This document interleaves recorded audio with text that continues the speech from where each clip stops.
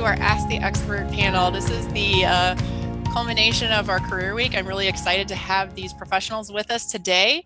To start off introductions, we have Jennifer Lawrence, who is a career transition consultant and owner of Corridor HR Solutions. Next, we have Carla Andorf, the Dean of Workforce at Workforce Services at Kirkwood Community College. Then Shannon Kelly, who is a leadership coach and owner of Endless Ocean Coaching. And finally, you have Jill Kofron, who is a sales executive at Cottingham and Butler. Welcome, ladies. Thank you. Yeah. Thank you. We'll start off with just quick introductions. Jennifer, do you want to introduce yourself and maybe your specialty? Yes. So like Liz said, I'm Jennifer Lawrence. I'm the owner of Corridor HR Solutions. My firm provides career transition and HR consulting services throughout Eastern Iowa. We specialize in personalized outplacement programs and other types of career transition services for employers. Great. Wonderful. Carla. Yes, hi, thank you. Happy to join you guys today. I oversee a lot of our workforce services that we have available here through Kirkwood Community College. So we have many different workforce training programs that can help people from figuring out the career pathway they want to enter into, building skills and getting credentials and certificates and degrees. And we have a lot of funding that can assist folks with those avenues and those goals, and then helping them get into the labor market at the end. So just really happy to be here and see what we can do to help people. Wonderful. Shannon, why don't you introduce yourself? Thank you. I started a coaching business 6 years ago, and finally at the point where I'm scaling my business. I have 2 other coaches that work with me, and we go into businesses, help them kind of touch up any HR things because businesses grow, help with turnover rates and productivity and well-being and balance in the workplace to try to get rid of those patterns that just slow businesses down and cost them money. So that's what we love to do. Great. And Jill, thanks for joining us. Yeah, so I'm Jill Kofron. I'm located here in Dubuque. As Liz mentioned, work for Cottingham and Butler. I'm in the benefits side of the house. So we've got a number of different kind of specialties that we work in, and I'm on the benefits side, consulting with a number of employers here in Eastern Iowa, as well in the Midwest, and helping them with their employee benefit programs, employee engagement, all sorts of the like. So, and then kind of as a separate role here at Cottingham, I help with our intern and mentor program. So that's me. Great. All right. Well, so you can see we have a great panel of experts. And we're just going to kick it off with some of the questions that you asked when you registered for Career Week. And the first one is related to, we have a couple of questions relating to employment gaps. So here's 2 related questions. I'm going to relay the questions and we'll have the panel weigh in. So how do you explain employment gaps due to inability to find work? And I thought that was a really great posing of the question, because sometimes we have a gap in employment because we can't find something. And then the second question related to that was, how do you get noticed, or how do you make your past job history show through the recent stuff? How do you prove you're not a job hopper and that the recent job changes were out of your control and were due to companies closing? So anyone want to weigh in on this?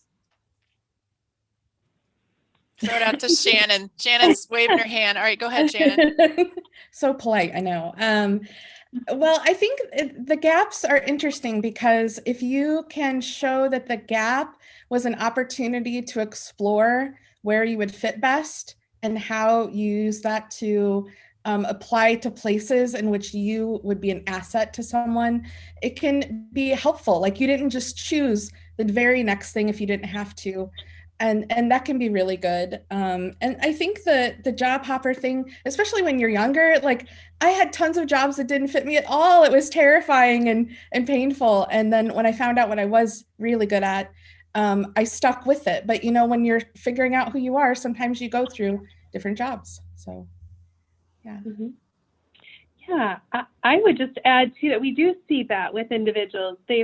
They were maybe laid off or no fault of their own, something happened or they had to leave because of something that happened and in their personal life or moved, etc.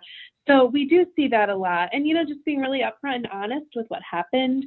I think sometimes people feel like if they're laid off, they were fired, but it's not. It's laid off. It's change in business structure, right?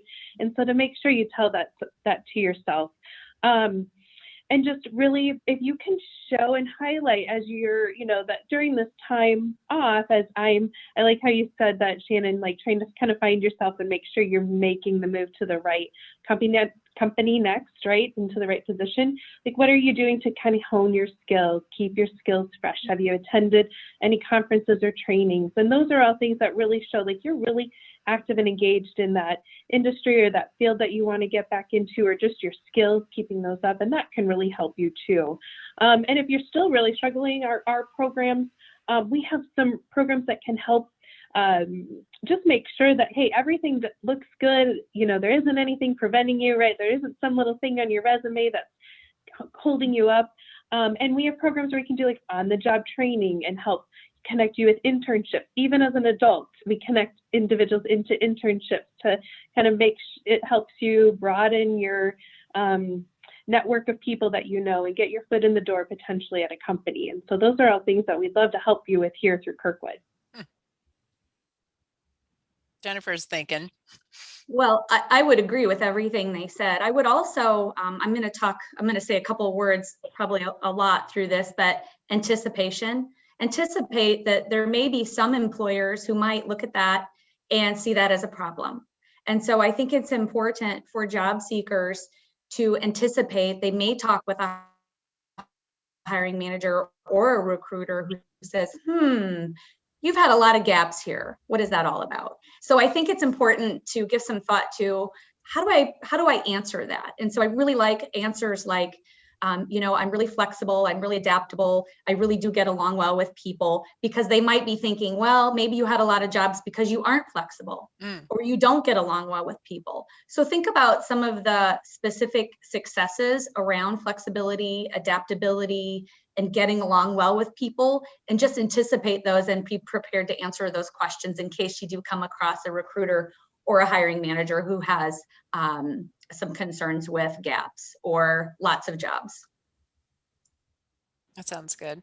So I think I would add to that, kind of just to echo off of what you said, Jennifer. I always tell people you're your own best author, right? So no matter what your story is, you have to be able to be confident in it to represent yourself best. So kind of like Jennifer said, you got to anticipate it, but then be able to tell the story. Here's what I did. Here's why I did it. And in the meantime, here's what I did to get myself better. Be confident in it, and you're representing yourself. So say that with as much just and due diligence as you can, because I think that's going to represent you best in the long run. Great. All right. Well, moving on to the process of applying for a job. So our audience wants to know, what are some characteristics or specific things that can help an applicant stand out, even if they can only work part-time, or there are some like limitations on what they can offer an employer? Throw that to Carla. You probably get that a lot at Kirkwood. Sure. Yeah, sure. Well, my first thought is like, oh gosh, don't sell yourself short, right? Like there are there's demand for part-time positions too, right? And sometimes companies, they worry about that. Like, hey, we really just have work for a part-time position, and they worry about finding good quality people for those roles. And so that can be an asset too for certain companies or certain positions that they're looking to fill. And I would say I wouldn't approach it any different than if you're applying for full-time. So don't make sure that be confident and brag up your skills, right?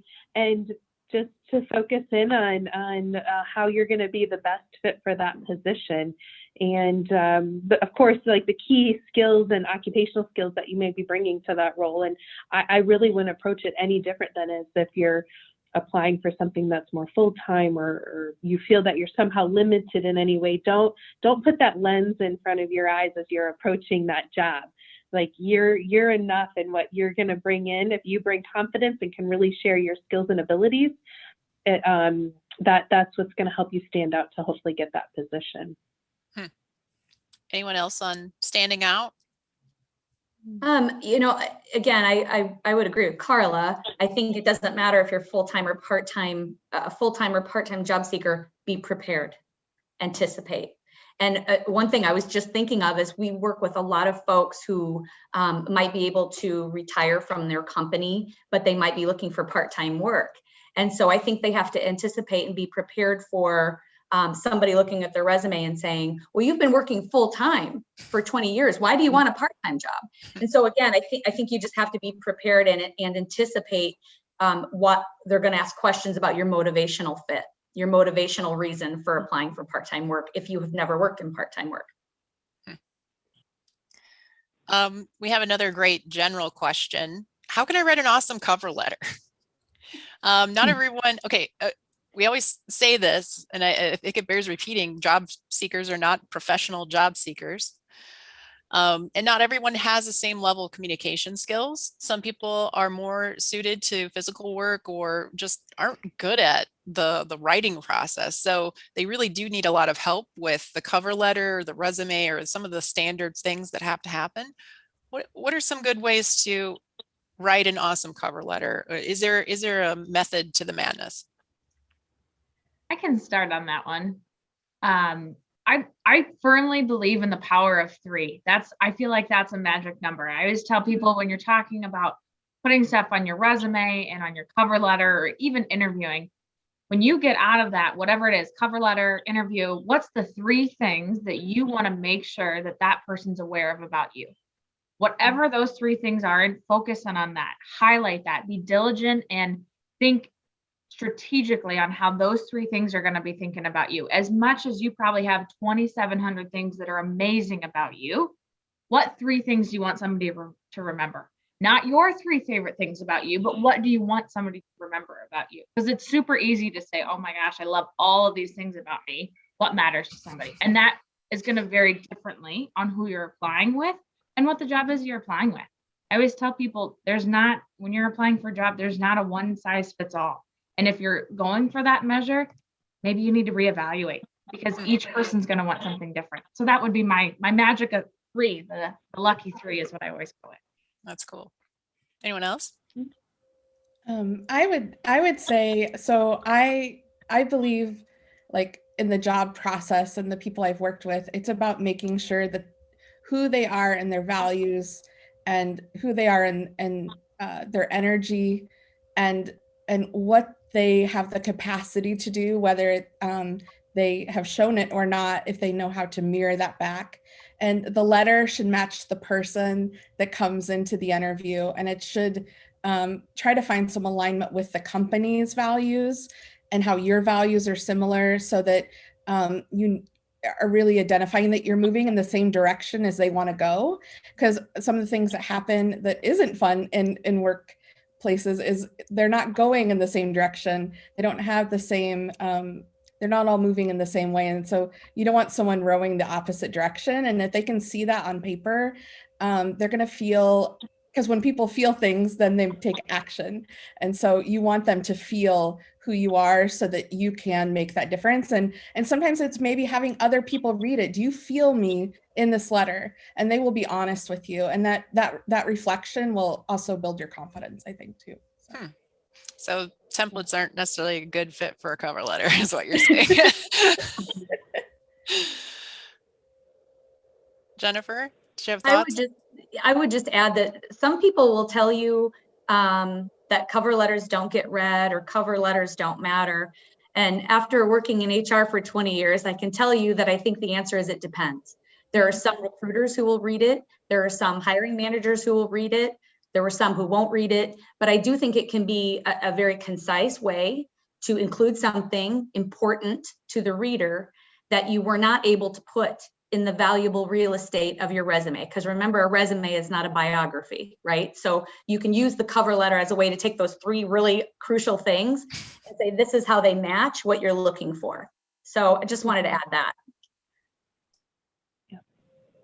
I just want to put a plug in for, we have an amazing career services team here at Kirkwood, and it's open for the community. It is free. They have all kinds of stuff on their website. You can go in and get assistance too with any of this as well. So I would just put that plug in as well, kirkwood.edu/career services. And they just have some really great resources out there. And I think all of that kind of the heart of the letter, I think everybody really hit on that really well. So I don't know that I'll add to that, but I just encourage people, just personally, when I'm hiring, I see us a lot more than you think, where people have 2, 3, or 4 page cover letters.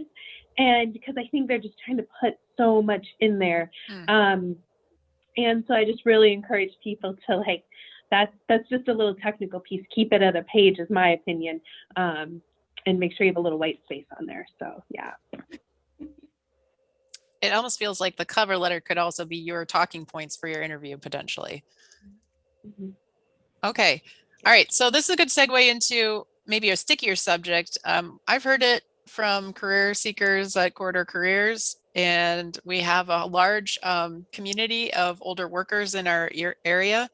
How best do I handle the reality that I'm 60 plus years old with decades of work experience to summarize on a resume? Is it deceitful to omit anything beyond 10 years old? With no prior career path but long and honorable work history, do I have any leverage to gain better than entry-level wages and work assignments? So, it's just looking for what is feasible for a displaced worker who's over 50 or 60 in age. I'll jump into this one, because one of the programs that we work with here and have available is the Dislocated Worker Program at Kirkwood. So we can assist if you are impacted by layoff and you're really just wanting somebody to assist and help you think through how you can package up all that skill, all that work history. We can do that with you, and we can also help connect you to very short-term training, because we get it. Like, you're like, I just need to get that next career to have for like maybe 5 years, right? Mm-hmm. Because you're so close, and you don't necessarily want that basic entry level, because you have a lot to bring, right? So we would love to, be able to connect and help you through that, and see maybe there's just a short 4-week or 2-month program that might be all you need to get a few additional skills, and we have funding to support that, so that you don't have to try to invest in that, right?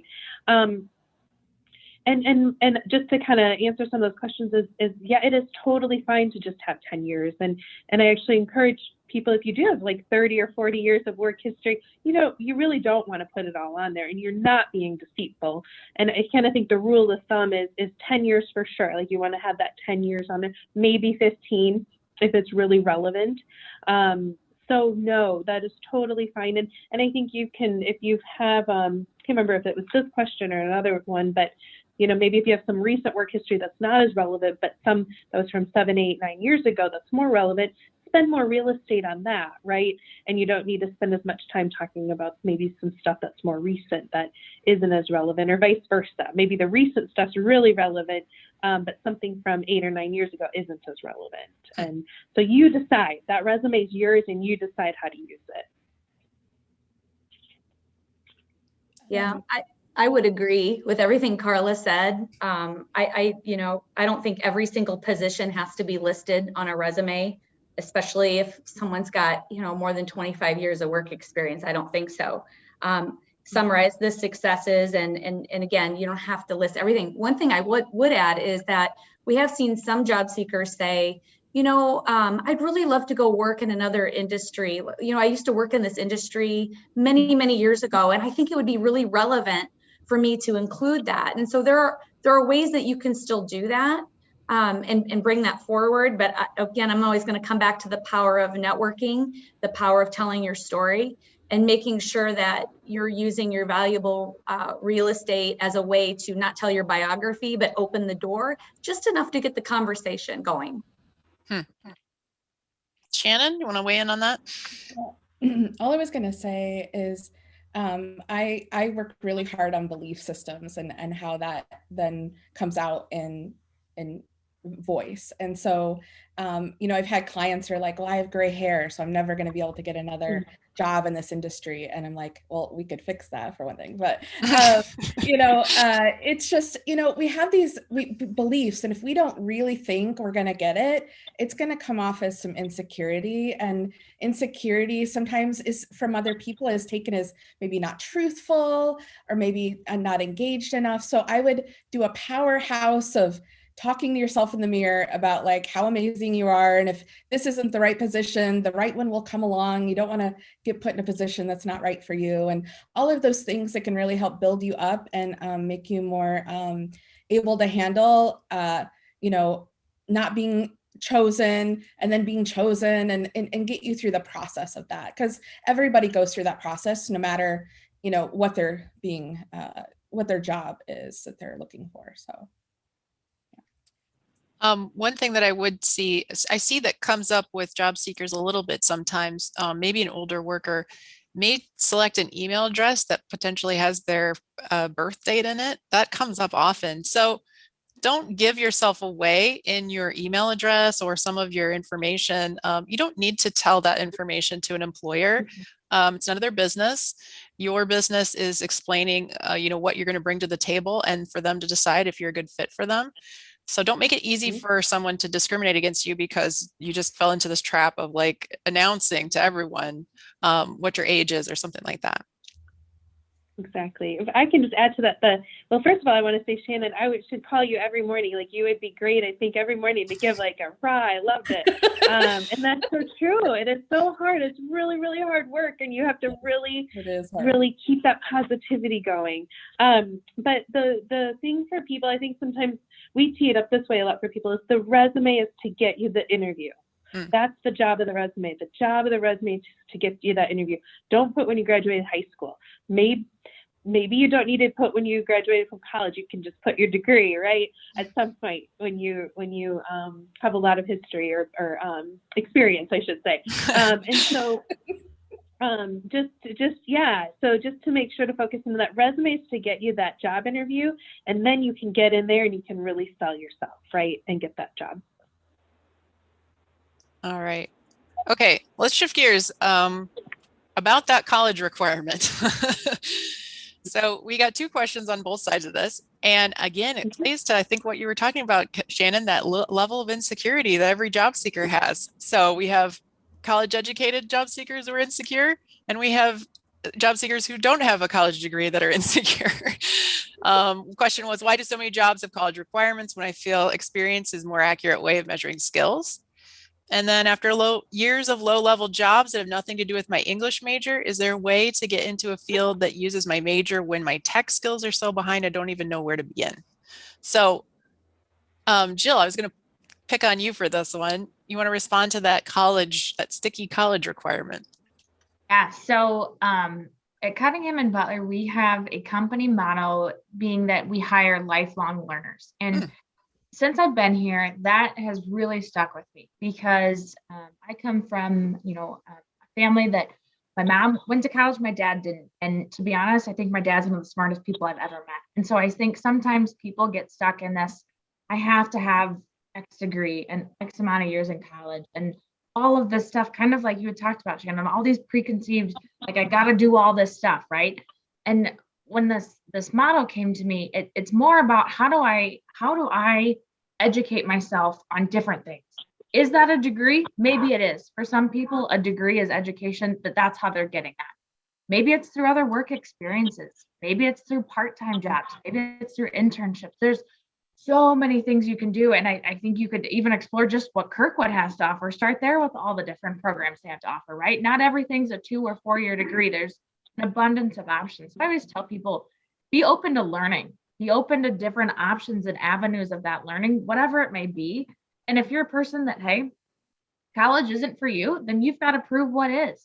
Is it a 4-week program? Is it a summer training program? Is it an internship? Whatever it may be, I go back to be confident in what it is. You've got to be able to tell your story and talk to why that matters to you and how you're learning. Employers want to know that you're willing to learn, right? And be educated and all that kind of stuff. How you get there, you've got to be able to tell your own story on that. So that would be my thought. I would add too, if there's a job that you think you're really qualified for, or you've maybe even held that job before, but now it requires, or this employer requires that you have a degree, apply anyways. So I can share, we here at Kirkwood, sometimes we do have those requirements in place. We need a certain type of credentialer, we need a certain degree, or we say we need 5 years experience in a certain area. But then as we look through the pool, we're like, not sure that we have the right candidate here. We'll go back to our HR team to say who applied but didn't get through the barriers we put in place, right? Mm-hmm. And we've hired from that pool before, because sometimes as just speaking as an employer, we sometimes limit ourselves a little bit, and we should maybe open that door a little wider. And so I'd say if it's a job that you're really excited about, I would encourage you to apply, but know that there is that you might be held at that gate. But sometimes there's an opportunity to get through. So that kind of goes to Jennifer's anticipation clause. Yes. And I would add that I used to work for a Fortune 5 company. They were very degree stringent. Some companies are not. So I think, again, I'm going to press networking. You have to find out more about the employer and if they are willing to talk with you in lieu of a degree. And again, some employers are not degree stringent. And I think somebody on the inside has to advocate for you. So if you're really, really interested in a position at XYZ company and you see it has a degree requirement, I agree with Carla. Apply and then network. And remember that the applicant tracking system, that technology on the front end, you're trying to get through there, right? So sometimes it never makes human eyes. So if it never makes human eyes, then that increases the need for networking. 9 times out of 10, it didn't pass the parameters that they put in place. Degree, no, you go over here. Mm-hmm. So that's why it's important to make sure that networking is a really critical piece of job searching. Okay. On the flip side of that question was, I have a degree, but it's not applicable to the career path I'm interested in, or I feel stuck because my degree is so-called worthless. I'll just announce, I've said this, I even emailed this job seeker. I was like, I have a music degree. So I got you beat. I mean, I'm not trying to minimize the feeling that you go through when you are stuck in those jobs, because that is a feeling. I'm very familiar with that feeling. Why wouldn't they consider me? I have all these skills. But again, to Jennifer's comments, anticipate that rejection and have a comeback for it. That's like, here's why I can bring something to the table. But I don't want to open to the floor. I don't want to, who can answer that? I've been stuck in low level positions, want to move up. Where do I start? Yeah.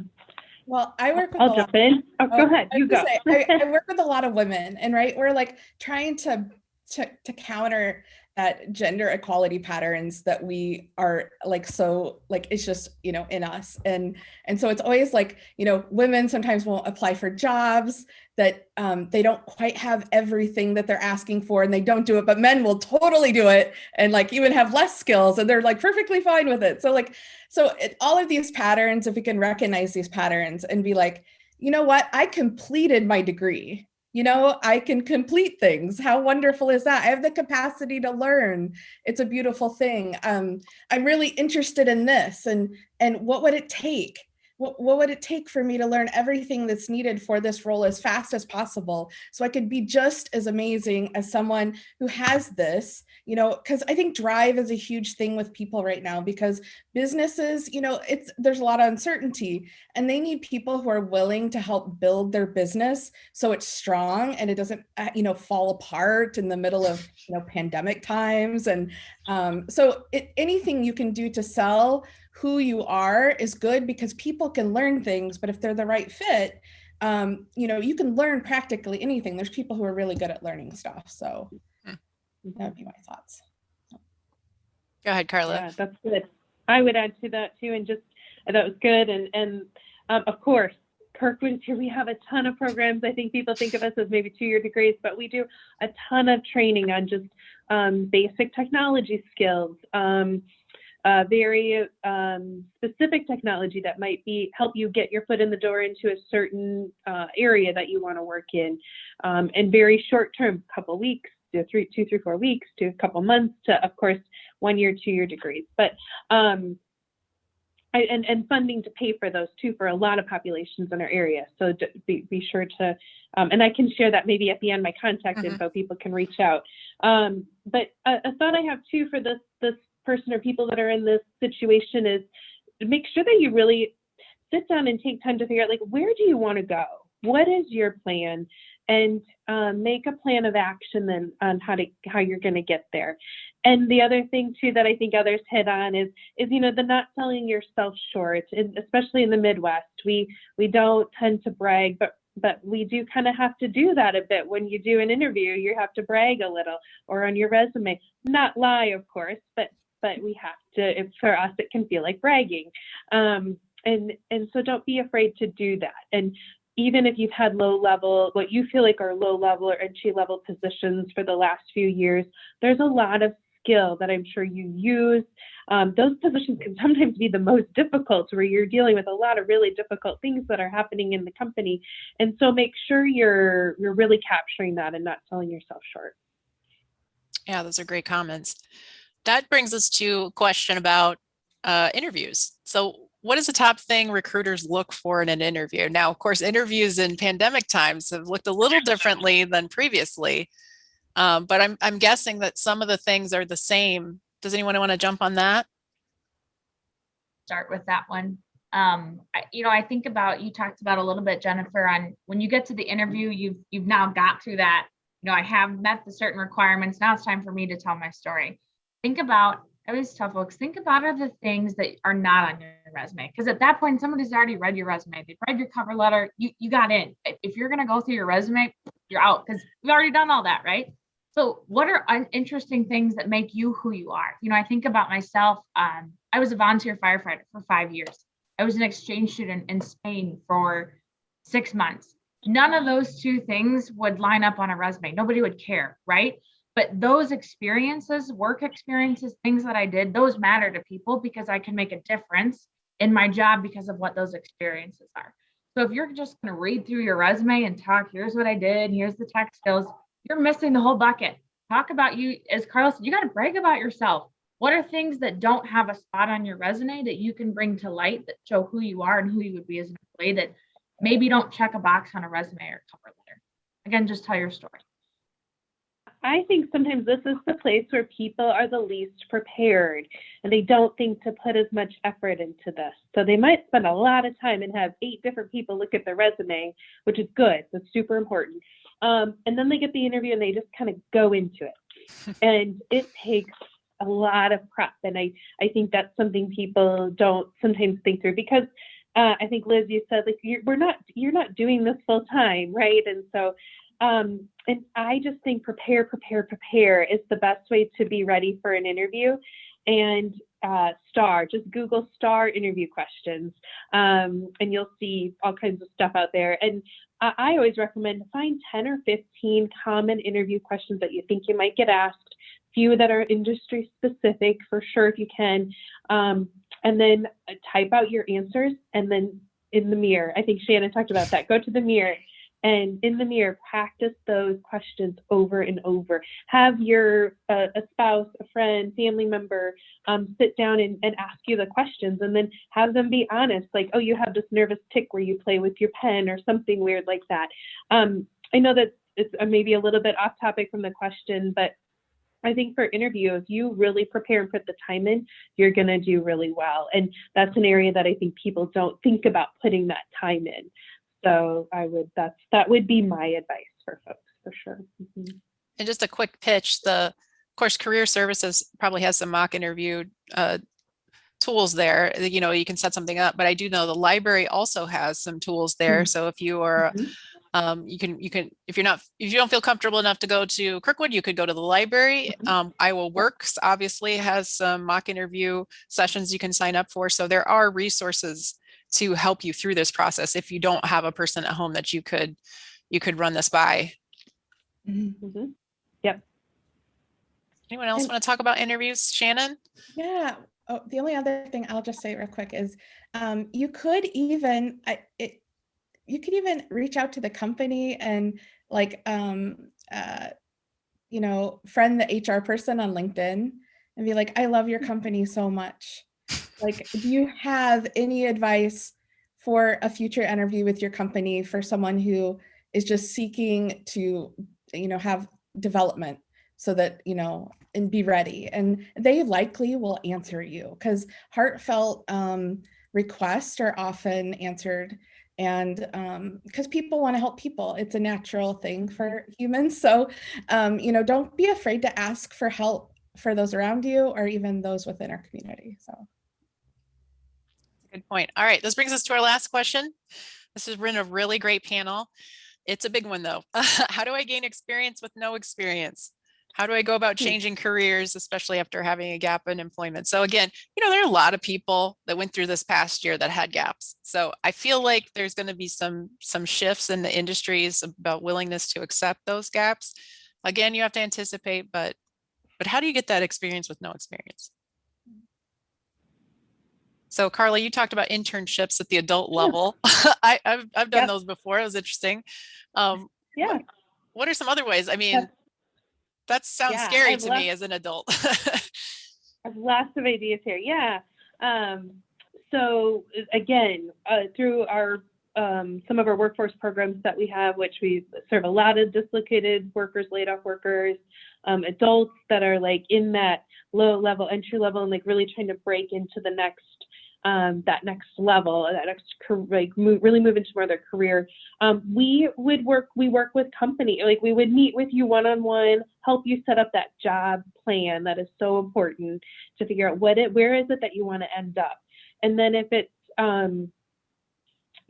I'm trying to think like an IT industry or something like that. Maybe there's a little credential we can add on to that. And then, hey, there's 3 companies you've identified that you'd really like to work with. We'll take it upon ourselves to reach out to them for you and say, hey, we have this person we're working with. We think they would be a really good fit for your company. We'd like to place them in an internship, and then we'll help get that set up with the company. And we actually pay you wages. If you're in our program, we pay you a wage while you do that internship too, which is a nice benefit or bonus with that, because it's like training. So, and we work with a lot of youth too, like 16 to 24, young adults, I should call them. And so, yeah, that would be one area to gain some experience. We also can do the same with on-the-job training, where we would help you find the career. And maybe you don't quite have that experience, but we would work with that local company to say, this person really wants to move into this. They have just a little experience or no experience in this area. Maybe they have a credential, maybe not. But we'd like you to meet with them and see if they'd be a fit for that open position. And by the way, we can pay for 50% of their wages for up to 6 months, because that's your training. Then you're moving into that career and you're doing it right there on the job. And so that's a couple ways that maybe can help you get your foot in the door and get some experience and things to add to your resume. Of course, training, credentials, we're here for that too, and have funding for that, and would love to support. And then just anything you can do, like, and for some people this can work, but some people, I know it can be a struggle depending on your situation, if you have young children and things like that. But can you volunteer in certain areas that help you get some of that experience? Are you able to attend free or low cost trainings or conferences that can help, that you can add to your resume, that can give you some of that experience or show that you're really committed or interested in that area? Great. All right. Any last words, anyone, on this topic? There's a lot of resources that she touched out there. I think I would add is I think people always have more experiences than what they think they have, right? For instance, if you waitress, you have enormous customer service skills, right? Like people always are like, well, I've done this, this, and this. I'm like, all of those are great. Like you have to say that, right? Like all of that's amazing. It's just, I don't want to say it's how you manipulate it. That's not the right word. It's how you, what's the word I'm looking for? Change over from here's what I've done, or taken the value of what I've done and the experience I have, and how would it translate to me helping you? Whatever the skill might be. I think people have more than what they think they do. It's a matter of just kind of analyzing it and putting it out there. Yeah. Like I was working with someone and they had cleaned houses, and I was like, they're trustworthy. they're detail oriented, they're self-motivated, like, I Time mean, management, right? exactly. I'm Yeah. like, they are, they are all the things, and they're not even afraid to ask for good money. And so it's like, it's really, it was, beautiful to like show, like, it's a transfer of experience into the tangibles that someone needs. Transfer is much better than manipulated. I couldn't find the word, so I'm glad you had it, Shannon. Jennifer, any last words?